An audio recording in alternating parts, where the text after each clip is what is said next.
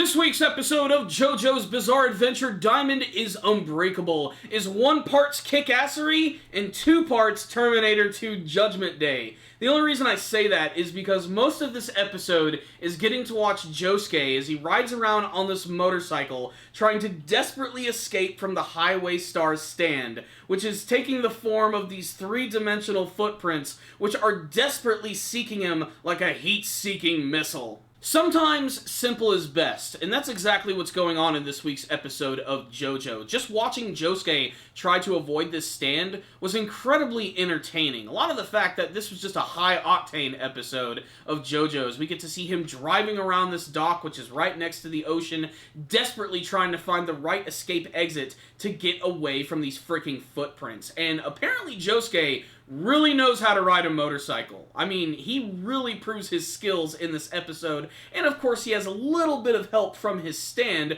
which does a number of really awesome things in this episode. More than just punching shit, it's actually really creative what they do with his stand in this episode. There's a great part where he's getting ready to go down this alleyway to escape from them, and he realizes that he's about to go into the ocean, and as he's going down this alley, he has his stand punch and destroy this wall, then reconfigure it to create a giant shield that all of these feet end up slamming into. It gets even better later on when he's going through these canals and he's actually running out of gas. And what he does is, instead of just ditching the bike, he actually slams it right into a wall at the very end of this canal, which sends him flying right into a car. But right before he hits the car, his stand comes out, completely destroys it, he goes through the car, the footprints go into that car, he then has Shining Diamond come in and completely fix it with his stand powers, trapping them all in the car, getting the bike back, stealing the gas, and putting it back in the motorcycle. This all goes on in the span of just like 30 seconds, but it was freaking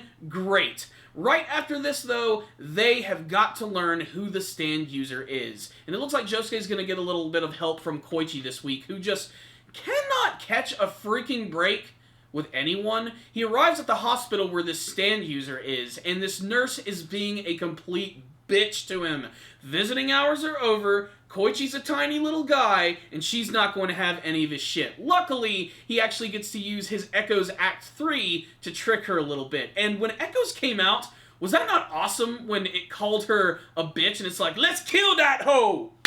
I said it before and I'll say it again. Koichi's stand has the most personality out of anyone that I've actually seen from the series, and that moment had me laughing so much that I was crying. That was a really great moment. That and the fact that he's able to trick her by making these medicine bottles incredibly heavy with echoes, and she cannot hold them up whatsoever, forcing Koichi to get in there and help out and learn a little bit of information about who this stand user is. And he learned right in the nick of time, because Josuke just busts right into this hospital, right into the elevator door, and this is where we get to meet our stand user, who goes by the name of Yuya Fungami.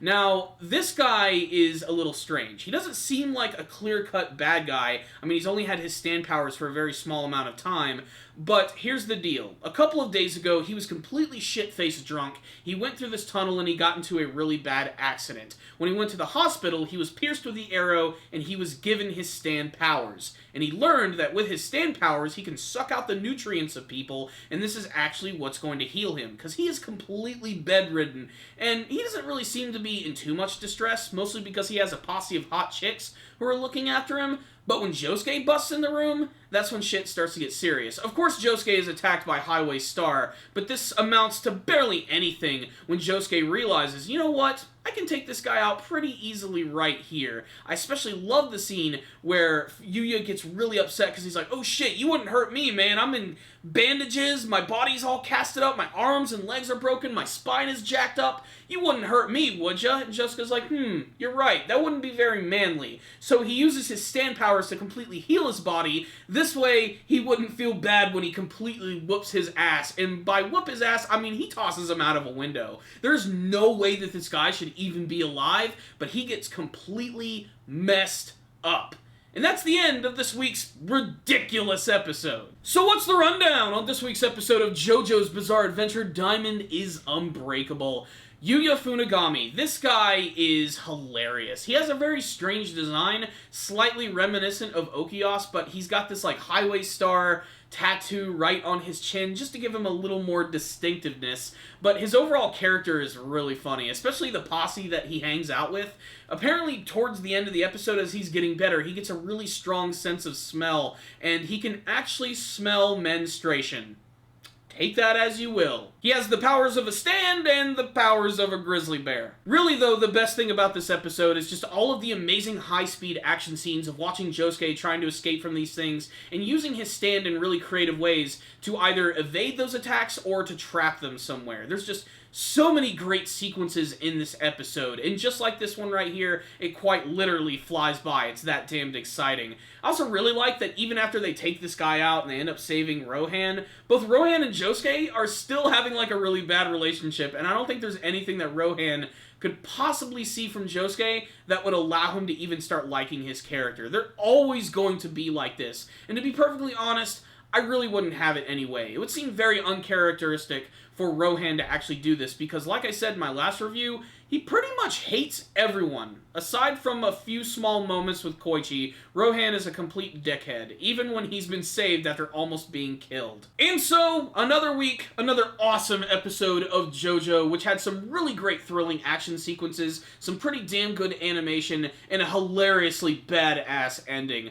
I'm really enjoying this arc right here. It kind of gives me that old Stardust Crusaders feel, where every single week we're getting a brand new stand user and a brand new villain, and sometimes they're really threatening and sometimes they're goofy as hell. This one's kind of a combination of the two, and I think it really did that quite well. That being said, I still don't think this episode was perfect. I still think they could have done just a little bit more. It was mostly just watching Josuke on a motorcycle for about 75% of the episode, but it still managed to be really thrilling the entire time, and I think that's a pretty big accomplishment. So I'm going to give this episode right here a 4 out of 5. Still an incredibly solid episode of JoJo that any JoJo fan should definitely check out. So you heard my thoughts about this week's crazy episode, but I want to hear from you guys. Make sure to tell me what you thought about this week's episode of JoJo in the comments section below, and make sure to tell me what you hope to see from the rest of Diamond is Unbreakable. Thank you guys so much for watching this video. Make sure to subscribe, leave me a comment or two, and make sure to like the video.